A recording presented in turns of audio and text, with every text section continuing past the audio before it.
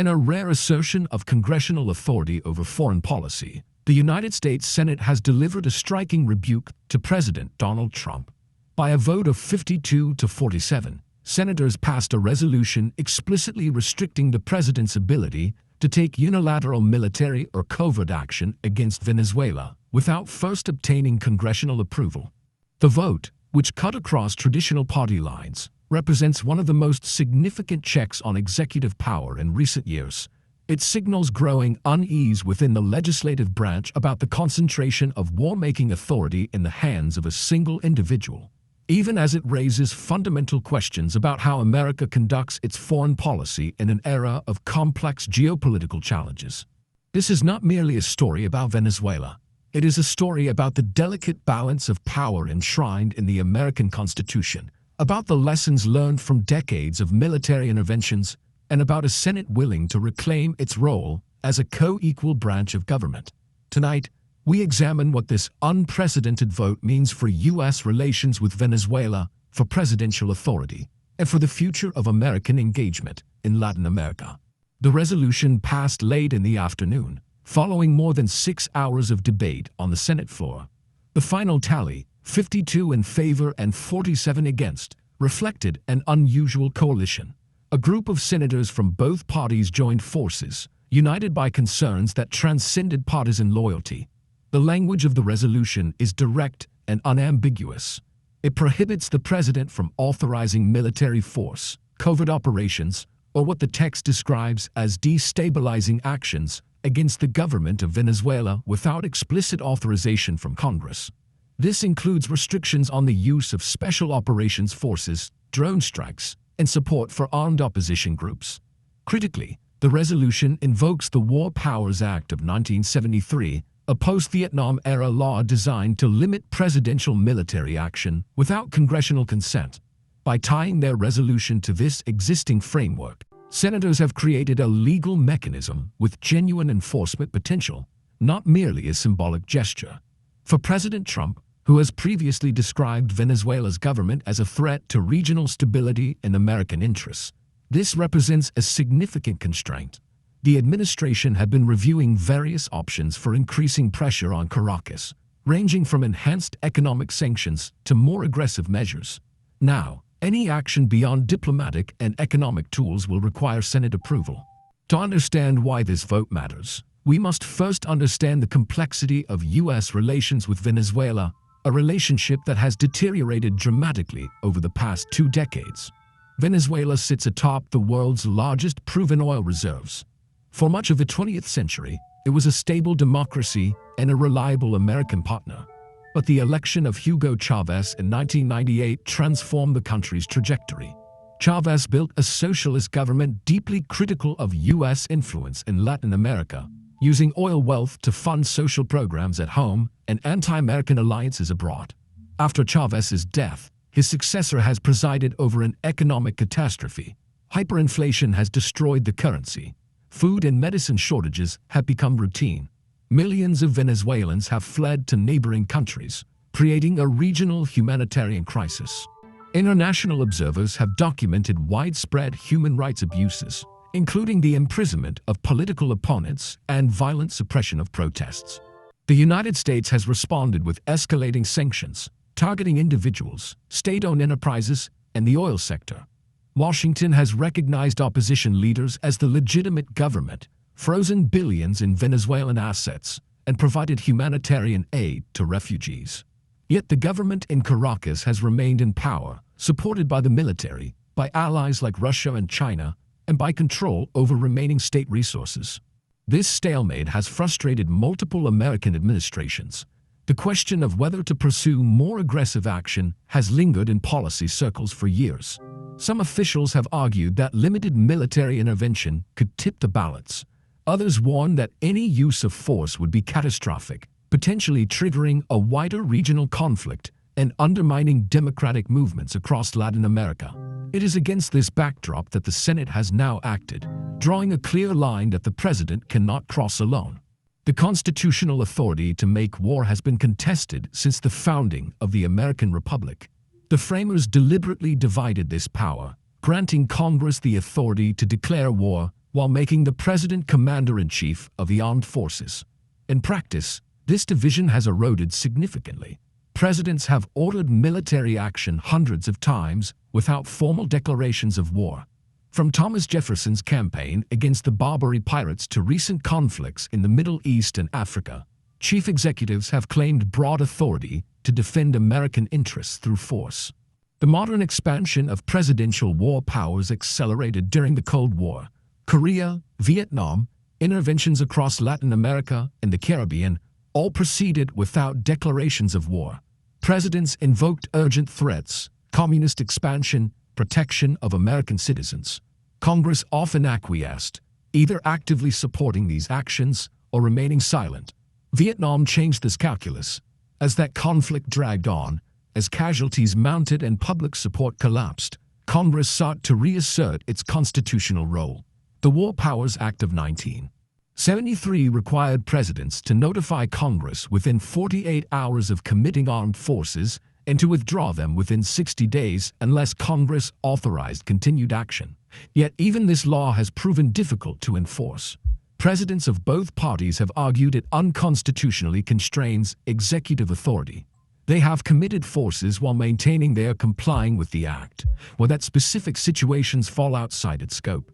Congress has rarely forced the issue, unwilling to precipitate a constitutional crisis or appear weak on national security. The Venezuela resolution represents a different approach. Rather than waiting to react after military action begins, the Senate has preemptively restricted the president's options. It is a proactive assertion of legislative authority, grounded in constitutional principles, but addressing a specific geopolitical situation. The coalition that passed this resolution is itself noteworthy. It included senators who have previously supported aggressive foreign policy, military interventions, and robust executive authority. It included lawmakers from states with significant Venezuelan American populations, communities often supportive of strong action against the government in Caracas. What brought these diverse voices together was a combination of factors. Some senators expressed genuine constitutional concerns about unchecked presidential power. They pointed to the lessons of Iraq and Afghanistan, conflicts that began with broad congressional support but evolved into prolonged, costly engagements with ambiguous outcomes. Others focused specifically on Latin America. They argued that U.S. military intervention in Venezuela would repeat historical patterns that have consistently backfired.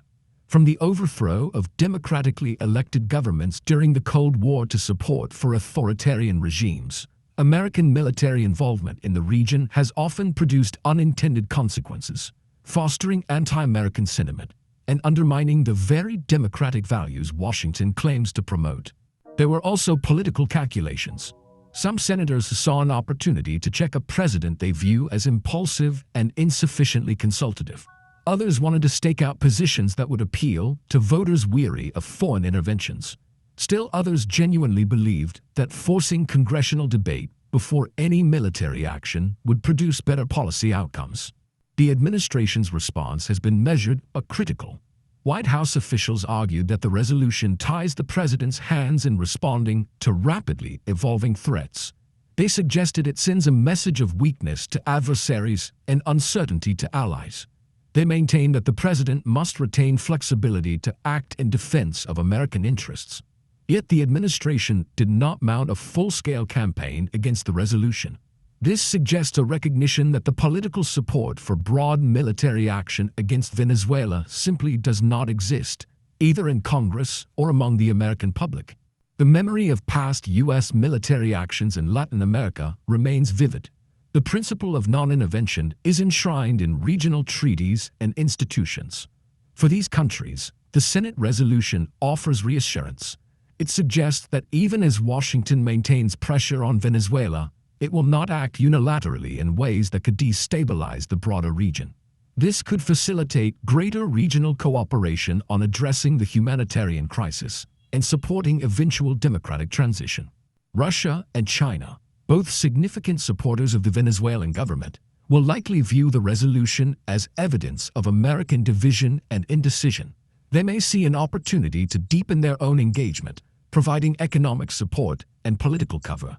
Yet they too benefit from reduced risk of direct U.S. military intervention, which could draw them into an unwanted confrontation in what they consider America's sphere of influence. Within Venezuela itself, reactions are predictably divided. The government in Caracas has portrayed the resolution as proof that its defiance of American pressure is succeeding, that Washington is constrained and weakening. Opposition groups have expressed mixed views, some welcoming reduced risk of military action they fear would be counterproductive, others disappointed that options for removing the current government appear more limited. The resolution also reflects broader public sentiment. Polling consistently shows that Americans are weary of military interventions, skeptical of promises that force will be limited and effective, and supportive of Congress playing a larger role in decisions about war. The Senate vote aligns legislative action with popular opinion in ways that may prove politically durable.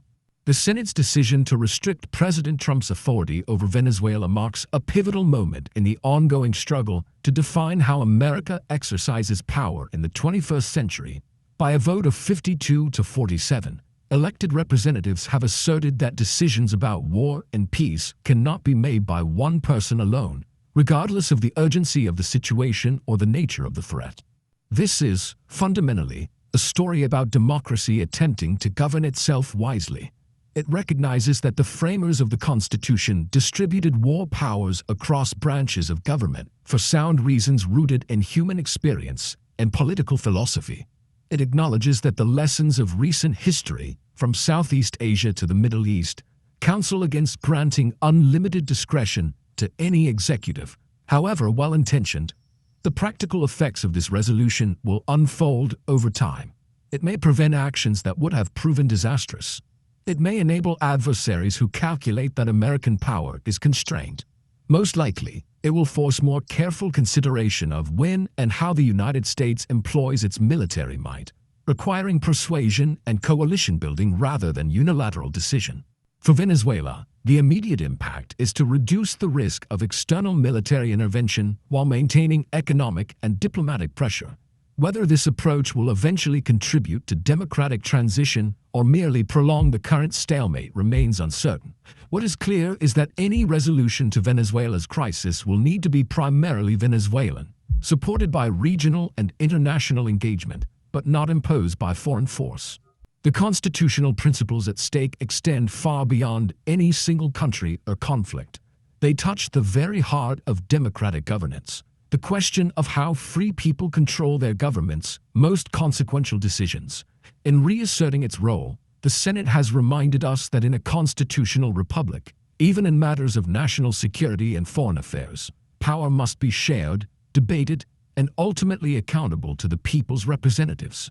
As this story continues to develop, as the implications become clearer and new challenges emerge, one thing is certain: the debate over presidential war powers and congressional authority is far from over. It is, instead, entering a new and potentially transformative phase, one that will shape American foreign policy and constitutional practice for years to come.